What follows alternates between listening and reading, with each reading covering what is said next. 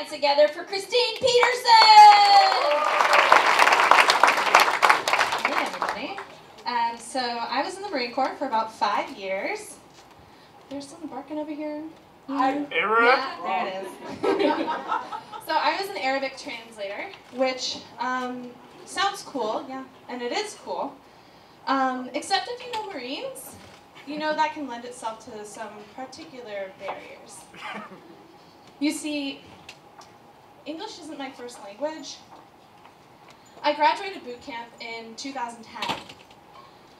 And since then, my native tongue is actually dick jokes. And let me tell you, that's a struggle that no soldier, airman, or seaman has to face. No, it was really weird kind of being a woman in the Marine Corps. You know, boot camp is gender segregated, so I only ever saw women. And then Marine combat training directly afterwards, they just throw you right in the mix. And my first experience with just how weird this enlistment was going to be was when my combat instructor explained just how long we had to use the restroom by yelling, "Listen up, Marines, you've got a heartbeat and a dick swing."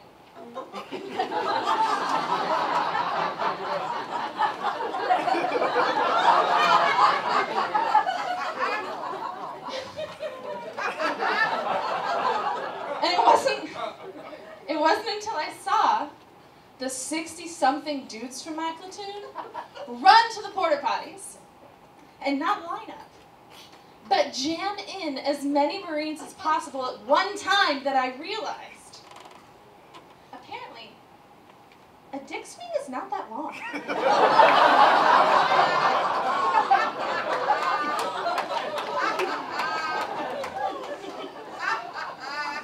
Even weirder was when the boys got back and got mad at us 4 women for going one by one to our porta potty. Now, like, okay, do we have any young men in the audience?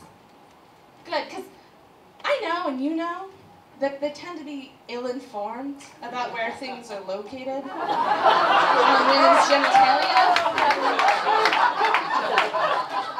But even I was shocked to learn that they didn't know we were ill-equipped for multi-user porta potties. It wasn't until we wrote a diagram that they even got off our backs about it, which sounds like a pain when you're out in the field, but it was fine because we had some crayons left over from dessert.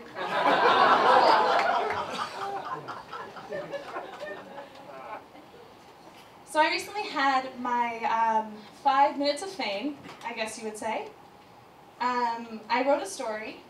Actually, unfortunately, it was about experiencing harassment in the Marine Corps.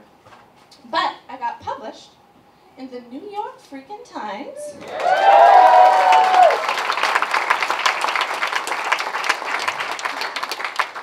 Which seems weird, right? Because usually when you get famous or you get published in the New York freaking Times, it's for, you know, like an accomplishment or some unique thing about you.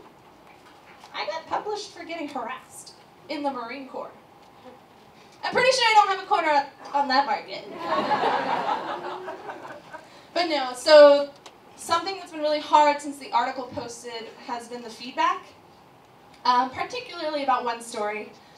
So in 2010, I had an ex who shared a nude photo of me. Without my consent, as you can imagine. Wasn't really down for that at 18.